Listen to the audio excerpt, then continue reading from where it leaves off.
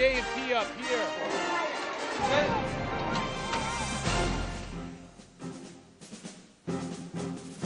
Welcome to Freedom Watch Afghanistan. I'm Staff Sergeant Trevor Pedro. Coalition and Afghan soldiers killed more than 15 militants in Afghanistan's southern Kandahar province this weekend during a search for escaped prisoners. According to the Combined Joint Task Force spokesman, 5 suspects were taken into custody by Afghan National Army after a firefight near Kandahar. The joint force searched a farming compound and attacked with small arms fire. Taliban militants attacked the Sarposa prison in Kandahar on June 13th with suicide bombs and rockets, freeing more than 400 suspected Taliban insurgents.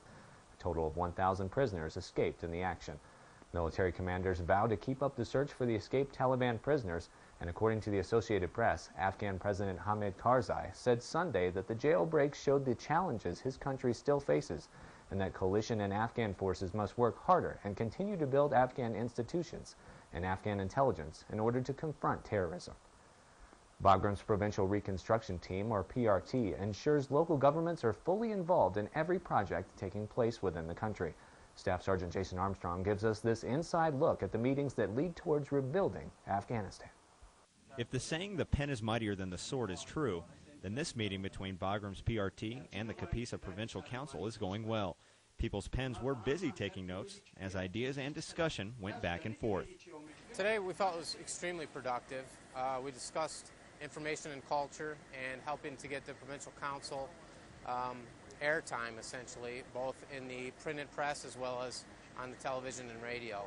They have not had the opportunity to do that as frequently as we would have liked over the past year. And so by bringing in various line directors to meet with the Provincial Council, it kind of helps to open up that dialogue. For the PRT representatives, it was a time to listen and take in from the people. We've taken a lot of their ideas and we've moved forward on them. And I think that has helped also to add to their credibility and has helped to develop that working relationship that we have with them. Meetings like these bring the two parties together and allow planning to take place and bring hope to the villages.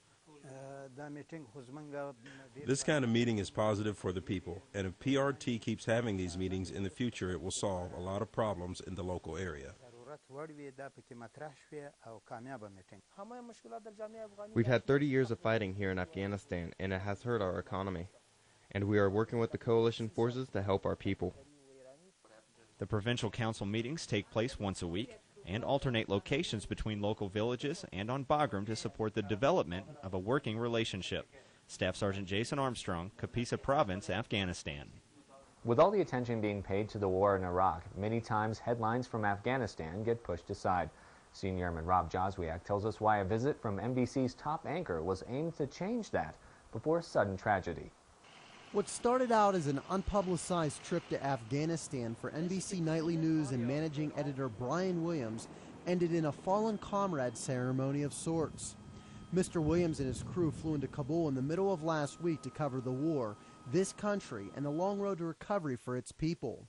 From convoying around Kabul to flying out to forward operating bases and even interviewing a few generals, for Mr. Williams, it's about showing what service members are doing to help put Afghanistan where it needs to be.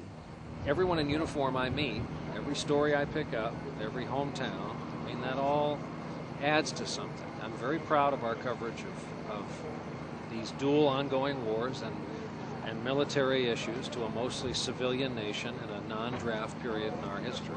But as the week wrapped up and the crew prepared for the live Friday night newscast, their focus changed.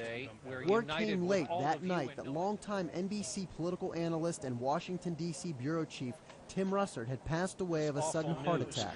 Our friend Timothy J. Russert was just 58 years old. We'll remember him. For the crew that had slept little and worked so hard to cover the war in Afghanistan, it was a tough way to end the trip.